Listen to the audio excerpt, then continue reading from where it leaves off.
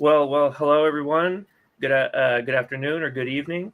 This is the first of our legislative update live streams that we are going to be having throughout the next few months as we roll into the Texas legislative session, which we know starts next week. If you're joining in from Texas, I hope everyone is nice and warm. We've got a bit of a polar blast coming in, so we hope everyone is staying safe. And if you're tuning in from outside of Texas, welcome, and welcome to the show, as it were. I'm here with Patty Quincy, our Director of Public Affairs and Legislative Counsel. Why don't you go ahead and say hi for us, Patty? Hi, everyone. Thanks for joining us this evening. So as I mentioned, the legislative session does start next week. We know to expect, basically to expect the unexpected, chaos and it's just bills flying around back and forth. No one really knows the state of play this early on in January. But what can we expect next week, Patty?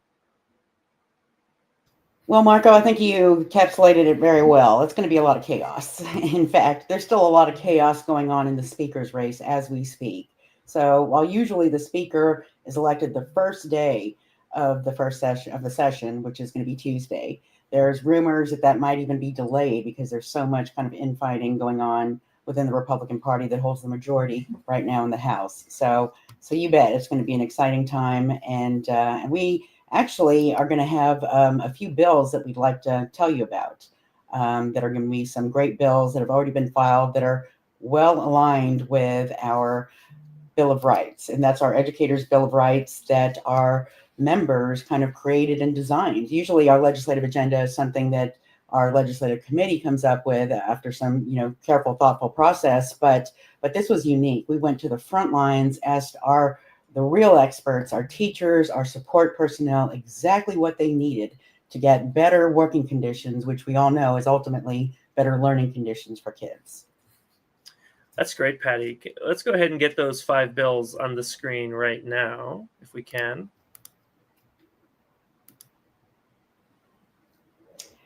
Great. Yeah, first off is HB 1257, and this is filed by Representative John Bryant, who is a great advocate of public education and has actually served in the House for a long time, went and served in D.C. and then came back to us. So he's a very experienced person who really cares about public education and understands all of the many different needs. He has filed a very large 79-page bill that would increase the basic allotment for public education, something we've been advocating for sessions, because the basic allotment has not been increased since 2019. It should be about almost $1,500 more per student than we're lacking $1,500 roughly per student because of inflation. So we've lost a lot of that purchasing power. Our schools are stretching their budgets. And fortunately, folks like Representative John Bryant understand that and understand that the problem is basically our school finance system and the lack of state funding. So he's doing something to try and fix that, including moving from attendance-based funding to enrollment-based funding. Now, why does this make a difference, you might ask? Well, Texas is only one of about 6 states that don't use enrollment-based funding. What attendance-based funding means is that they're going to use one day and get a capture or a snapshot, as they say sometimes, of the number of kids in a classroom. Now, that's a day that many kids, some kids might be absent, some might be at a doctor's appointment. So that's a very inaccurate way of measuring what our schools need to do and the amount of money that they really need. It also provides some significant increases to mental health services and funding, in addition to raises for K-12 teachers and all school employees. So this is a robust, great bill that we had filed by one of our great friends, Representative John Bryant. And there's more. And we're just going to go over 5 bills first off, but I should mention that there's about 3 dozen bills that have already been filed that align very closely with our Educators' Bill of Rights. And there's a link right down there for you. And we actually are going to ask y'all to sign on to our Educators' Bill of Rights, because we need the public. In addition to our teachers and our members advocating for this, legislators need to hear from their constituents, and that's you. And it means a whole lot for someone to hear from someone in their individual districts. So you play a very critical role in advocating for these great new laws that we're hoping to see passed for our teachers and school personnel. The next bill that we'll look at is HB 237. And this was introduced by Representative John Busey, and he represents area north of Austin.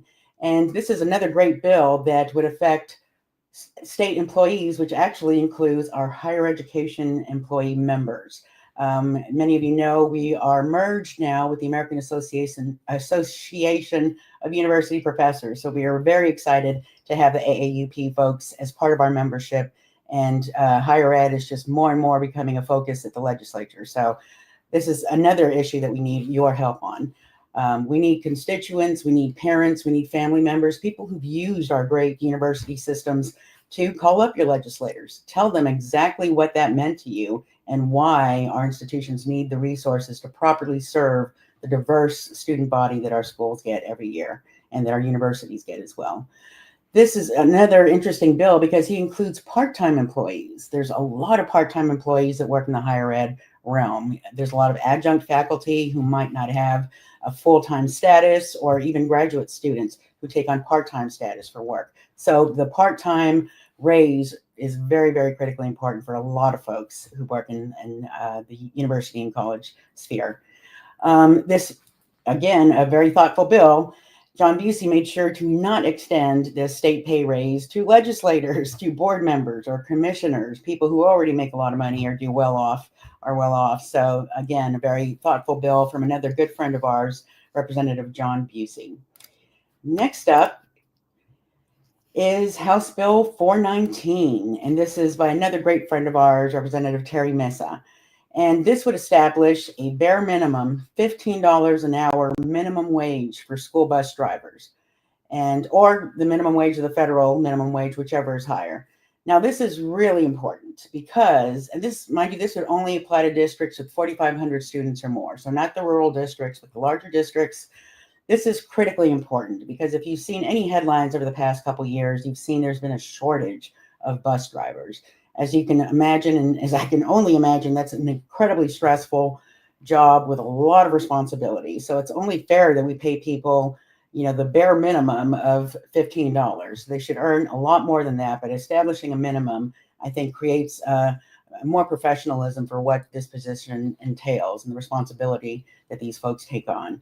And this would cover transportation to and from school and school-related activities. So these are not just the school bus drivers in the morning, but the other transportation folks who take our bands out of town. They take the football team out of town. So it's really important to remember these critical support personnel folks that make a big, big difference in the lives of our students. The next bill I want to look at and address is House Bill 1368 by Benton Jones, another good friend of ours. And this bill requires parental notification for lack of a full-time nurse, full-time counselor, or librarian.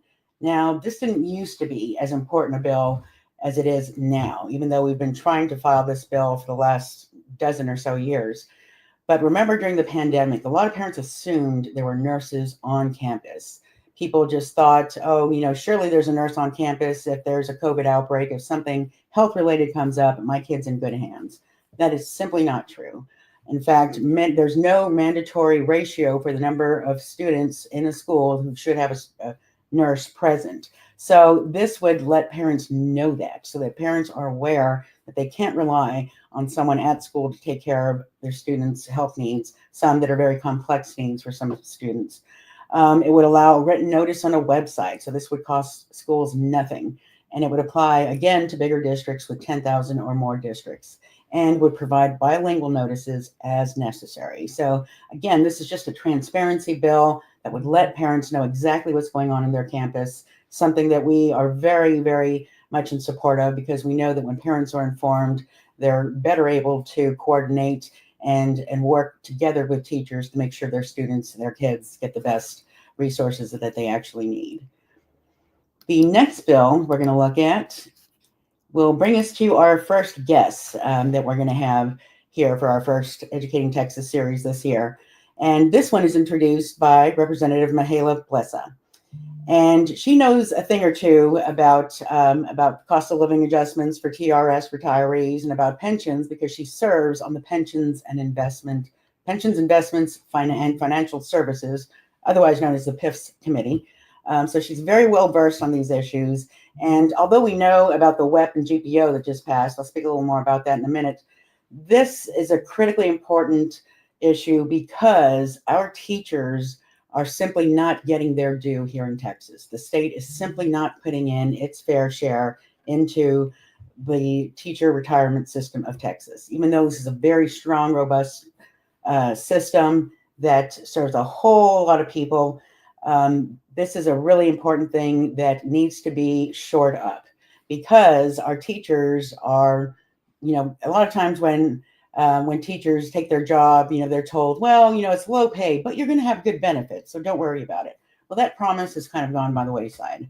When you consider inflation and the buying power that has really kind of been eroded with the inability of the state to keep up its fair share of the pension, our teachers are struggling. In fact, the average teacher monthly annuity is about $2,100, simply not enough to afford a place to stay, a place to live, and some healthcare costs, some medical costs. So it's something that's really important, and we're very excited to have Representative Plesa with us. And I also want to note she also filed another fabulous bill that we didn't include in here, but it's a mental health allotment built into the foundation school program. So can you imagine the kind of things that schools could get, social workers, counselors, the real wraparound resources that student need to address their mental health care. So this is a really important bill that we're also excited to see from Representative Plesa.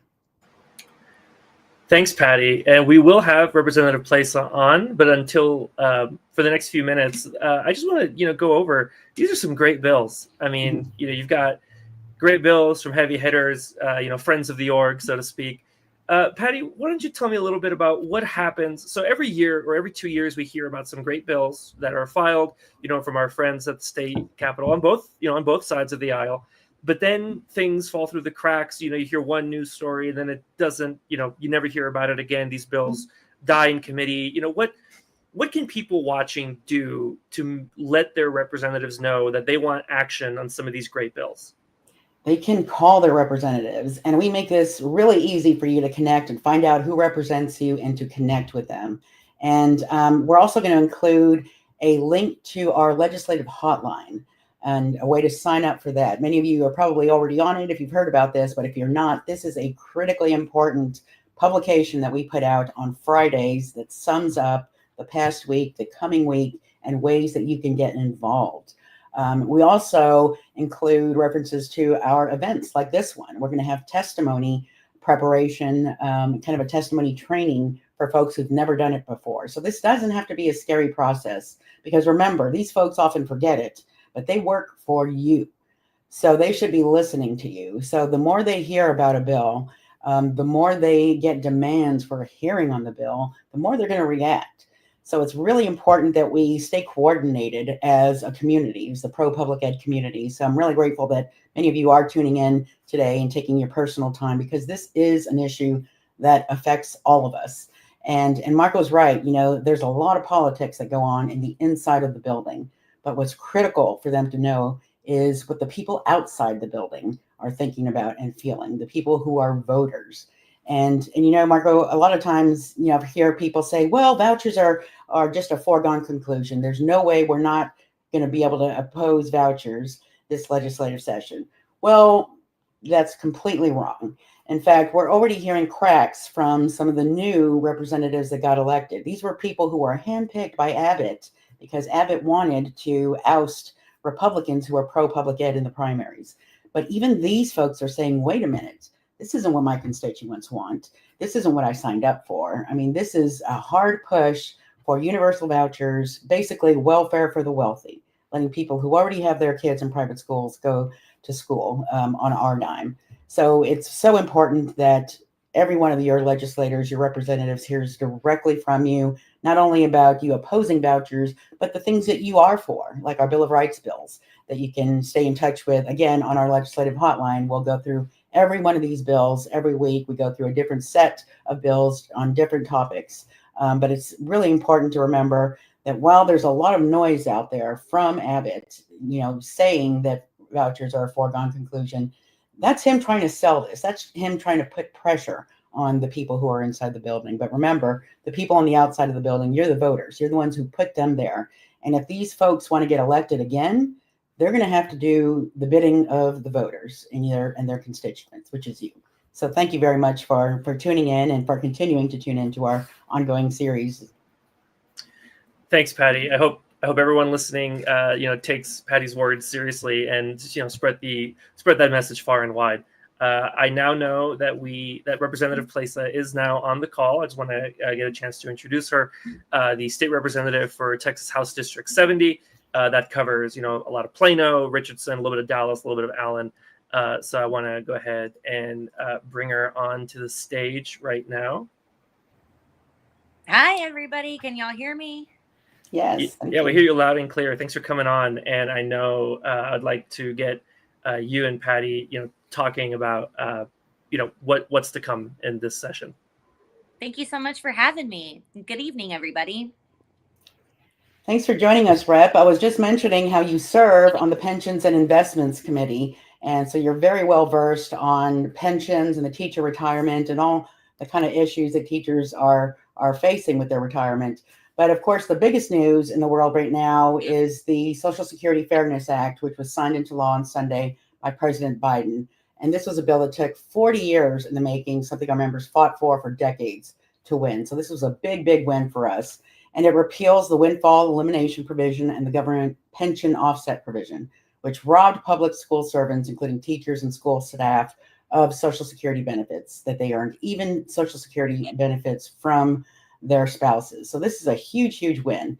And I wanted to mention it here with you because you've been such a huge champion of Texas retired educators in the legislature. We've talked about HB 1596 a few minutes ago. Can you explain to us why have retiree issues been such a priority for you? Well, once again, thank you so much for having me, and good evening to everybody on this call. Look, I am a proud product of public schools, Texas public schools. And I have about over 100 years of public educators in my family, from my mother-in-law to my father-in-law, my aunts. They all worked in our public schools. And so, being a product of our public schools, having so many educators in my family, I know how hard our teachers work to make sure that they're building up the workforce of the future. And it's unfortunate that we have seen our state not reward our heroes, our Texas teachers for the work that they've been doing. Actually, what we've been doing is defunding our public schools in the state of Texas and really defunding our students and our teachers. And so one of the first things that I did when I got elected was asked to be on the Pensions, Investments, and Financial Services Committee. And I'm going to ask to be on this committee again because it is crucial that we fight for what is due to our retirees once they've completed their work for our state. And so I'm really grateful to have had the opportunity to serve on that committee, and hopefully we'll have the opportunity to continue my service on that committee. Yeah, we sure hope so too, because it really helps to have people with institutional knowledge and who have done it before to be serving on the committee because it's such an important issue. And so that's one of your priorities, we know. And I also mentioned before you came on this wonderful bill that you filed to provide for a mental health care allotment in the Foundation School program, which is awesome. But can you tell us some more about some of your other priorities and some of the things that'll kind of help our support our Bill of Rights? Well, I heard a little bit about the stuff that you were talking about when I first joined. And I just want to say that, public education is the most important issue to our constituents, wherever you are in Texas. I ran in one of the most competitive races, not only in 22, but also in this last campaign cycle. And I can tell you, after knocking over 84,000 doors, our constituents want strong public schools. And so that's why when I got reelected and had the opportunity to file our first bills, it was right into public education. We dove into it, reducing recapture, making sure that more of that money stays within our districts. It doesn't get sent to Greg Abbott in some general revenue fund, so we don't know where that money is going. Also, filing legislation to make sure we have taxparency, right? So people know how much money that of their property taxes is staying in public education, how much is going back to the state, and also kind of fixing some of the things that we kind of messed up last session with the cost of living adjustment, right? We know that we did pass a COLA increase, but in my opinion, it's not enough, right? And so those were some of the bills that we wanted to launch when we were creating our legislative agenda, but also making sure that we're creating the right allotments, right? We hear a lot about increasing the basic allotment, but there is no allotment for mental health. And we know that our students, especially after the COVID pandemic, coming out of the COVID pandemic, that they're seeing an increased need for mental health resources. So that was the inspiration of filing that bill to have a mental health allotment. And that allotment will give districts autonomy to spend it how they see fit, what would work for their own districts. Because we know, what's appropriate in North Texas for our students might not be appropriate for the for the El Paso or our border districts, right? So we want to make sure that there's autonomy in how that's being funded. So we did that. My staff gave me some notes. We did the early recapture payment deduction. That was something that was stripped away in 2019. We know that more and more districts are becoming recapture districts. So it's really, really important that we're creating that discount, that if our districts decide to pay their recapture payments early, that they get that 4% discount. So we've got a lot of stuff still in Ledge Council. We still have a lot of work that we need to get done, but we're very, very excited. And we know that Texas parents want to protect their public schools. We saw that you talked a little bit about these new freshmen that came in that took out some of our pro-public education Republicans. We know that they did not run their campaigns on a pro-voucher message, right? So it's very apparent that vouchers are unpopular, ESAs are unpopular, and we have to make sure that we're keeping the momentum. We know that Governor Abbott is going into his election in 26. So I believe that this is a great opportunity for us to fight, and get that big, big deal for public education funding at the end of the 89th legislative session. Thank you so much. And thank you for constantly fighting, because we know it's an uphill battle at the legislature. And there's going to be some big threats: vouchers, anti-DEI, and tenure. What are you hearing from your colleagues? What are you most concerned about with this session? Well, my biggest concern, obviously, is the strong arming of the governor and the lieutenant governor on the House of Representatives, putting pressure on the members, things that we haven't really seen in the past, some really ugly things that they've been doing to kind of force this vote on vouchers. And I just want to remind your viewers that we have been defeating vouchers since the 1950s. And so, if we're going to look at patterns, if we're going to look at fact patterns, then I believe that we will continue to defeat vouchers.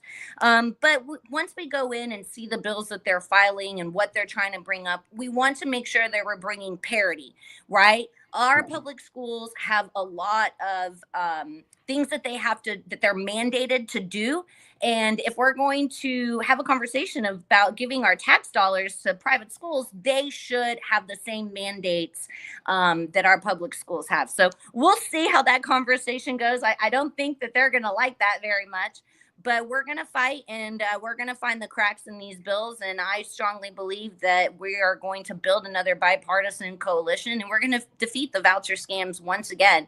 But it's not just about vouchers, right? It's about the attack on our public school institutions in general, right? We see this attack with DEI. We see this attack with tenure. I have a university in my district, University of Texas at Dallas, and it's becoming harder and harder for my university to attract talent teachers to that university, because they simply just don't want to come teach in Texas anymore. And it's not just about tenure. It's also about the restrictions that we're putting on healthcare in the state as well. We need to create an environment that people want to continue to teach here, that they feel safe here, and that we can build that workforce of tomorrow and continue building on the Texas miracle.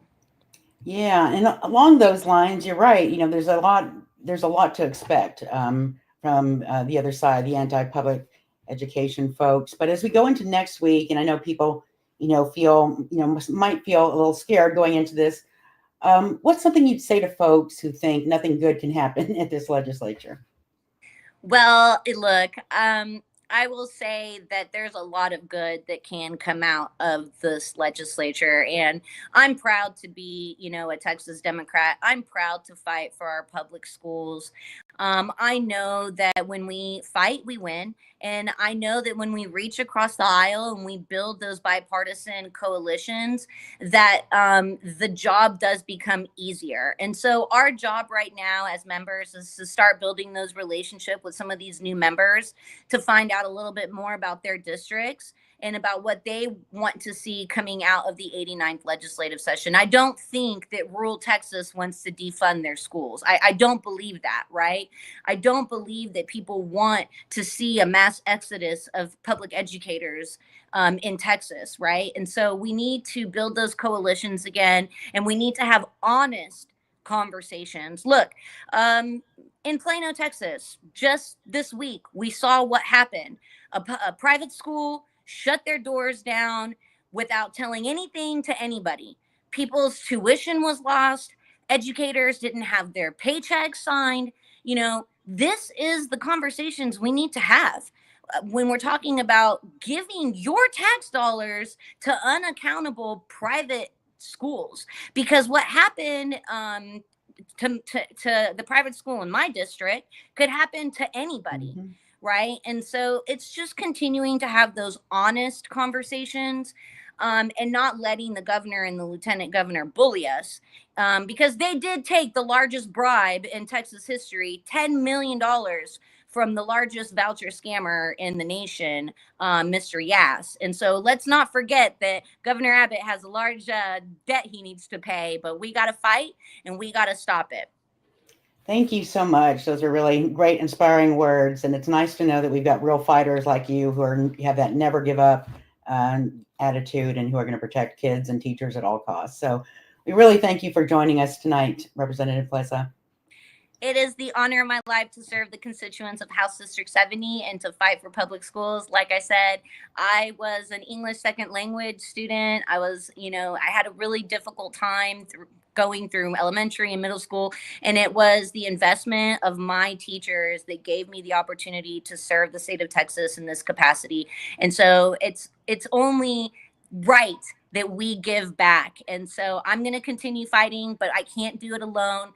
Please, please, please come to the Capitol, advocate for your causes, meet your state representatives, meet their staff. And like I tell everybody, let's get to work. Yay. Thank you so much, Rep. Yeah, thank you, Representative Plesa. And as you're listening to these conversations, you heard from the rep, you've heard from Patty, vouchers aren't a foregone conclusion, right? You know what you can do to defeat these scams and improve public education funding. We have a few calls to action for you here. First thing, you've heard it 100 times, sign the Educators' Bill of Rights. It's our treatise on everything that needs to be done to improve public education in this state. These are hugely popular provisions that, due to legislative inaction, just haven't gotten done the way they need to be done. So if that's something you're passionate about, if you've been listening to this call and you're gung-ho, you want to get involved and see what you can do, first thing you can do, sign on to the Educators' Bill of Rights. And look, folks, it's no great big secret. Figure out who your state representative is. This is public information. There's no dark cabal here. You can call your state representative. You can request a meeting. You can let them know exactly why you support the Educators' Bill of Rights and why they should take action to help this legislation along, vote for it, get it out of committee, pass it. So there should be a link going on in the banner down here so you can find out who your state rep is, who your state senator is, get their contact information, and set up that meeting, send that email, make that phone call. Every little bit helps. As Patty said earlier, these are people that are accountable to you. They have to pass an election every so often, and many of them will not get reelected. Many of them will get reelected. And it's all based on what they've done or haven't done. Mm-hmm. So as a constituent, you have that power over them. And if you are more interested, if you want to keep staying involved and getting the inside track on everything that's going on in public education, during the state legislative sessions. Please be sure to join us next month on February 6th for another live stream update. And I missed something here, actually. Wrapping up, going back to the Educators Bill of Rights, talk to your colleagues about it. Once you've signed it, once you've sent that letter, once you've scheduled that meeting, talk to your colleagues, talk to your friends about the Educators Bill of Rights. Get together, see what you can do. Request group meetings with your state representatives. And join us on January 23rd, which is in just a few weeks, for our Organizing Texas meeting. And I mentioned the February 6th link. And yeah, I think with that, I think we are pretty much good to wrap up. Patty, any parting words? Just thanks again for joining us, and please come again and bring some friends. Thanks, everyone. And I think with that, without the union, well, I'm pretty sure we would be in turmoil. I have been employed by the district for more than 23 years, and I am currently homeless. I take care of Texas kids every day, and I make $23,000 a year. I don't want to walk away from my kids, but I have to take care of myself.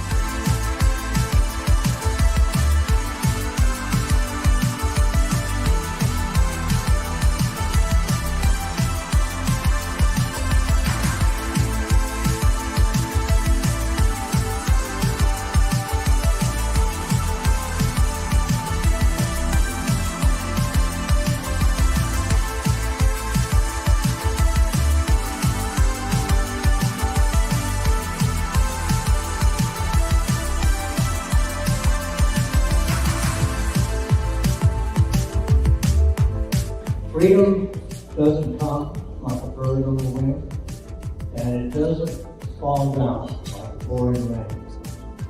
Freedom is a hard-won thing, and every generation has to win it again. It's your generation that now has to go out and fight.